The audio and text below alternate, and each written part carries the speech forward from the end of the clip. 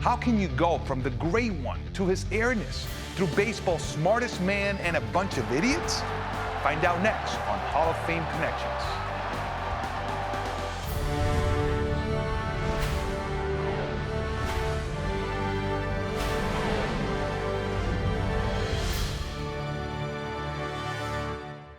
Michael Jordan has starred as a pitchman, was featured in the movie Space Jam, and helped to protect the feet of some of the biggest names in professional sports.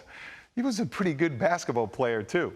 When ESPN ranked the 100 greatest North American athletes of the 20th century, Jordan was a slam dunk at #1. At #5 was a hockey player who was ticketed for greatness from the time he was just a boy. If the puck had dropped differently, the greatest hockey player that ever lived might have played shortstop.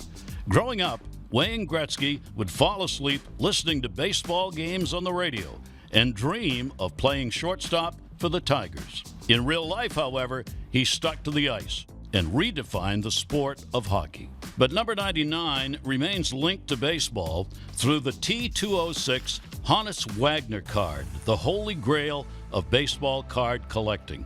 In 1991, Gretzky purchased a T206 Wagner for $451,000, the highest amount ever paid for a card at that time. And by then, the National Baseball Hall of Fame and Museum had already received one Wagner card and would soon receive its second, which is part of the museum's Shoebox Treasures exhibit. When the Baseball Hall of Fame was founded in 1936, Honus Wagner was among the first 5 players to be elected to Cooperstown. The versatile Wagner logged time in every position except catcher, and he won 8 batting titles over his 21-year career. His lumber of choice? It was a heavy club like this one, and it resides in the Hall of Fame. Wagner retired in 1917, having scored more runs, collected more hits, and stolen more bases than any other player in the history of the National League.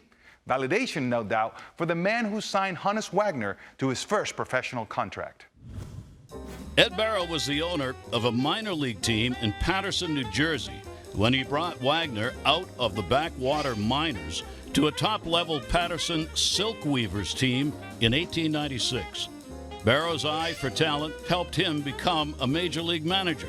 In his first year as skipper for the Boston Red Sox, that was 1918, Barrow led the talented roster to a World Series title, their third in 4 years.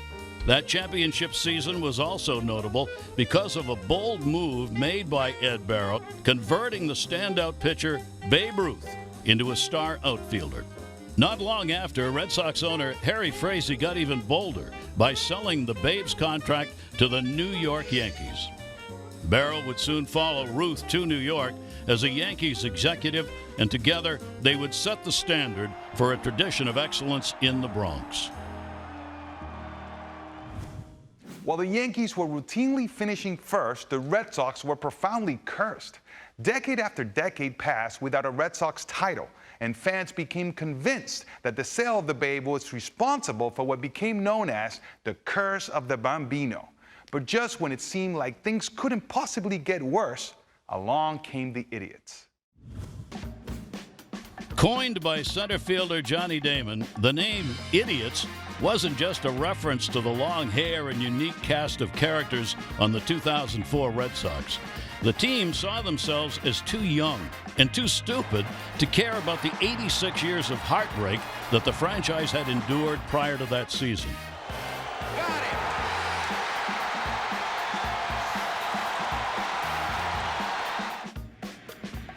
Boone hits it to deep left.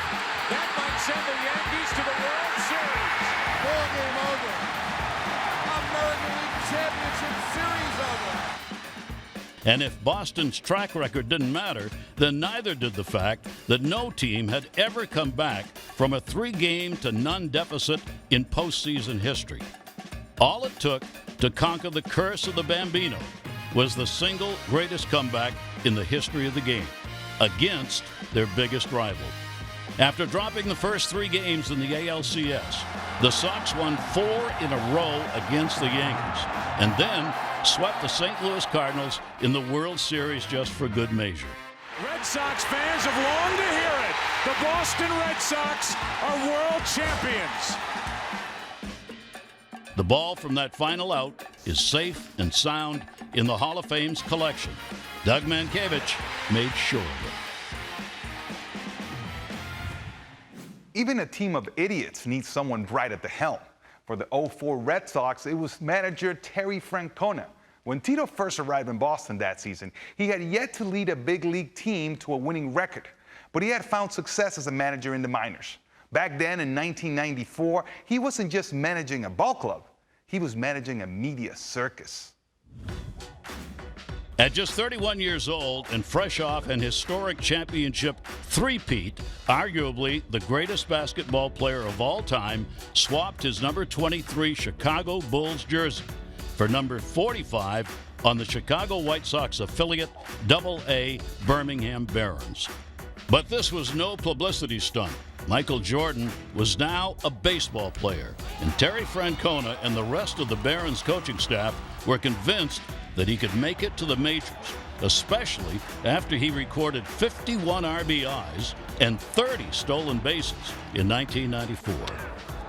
There's another hit. A drive down the third base line. Michael Jordan has tied up the ball game with a ground double to left. And this crowd has seen what it came here for. But the following season was delayed by a work stoppage. Jordan refused to cross the picket line, and he returned to the NBA.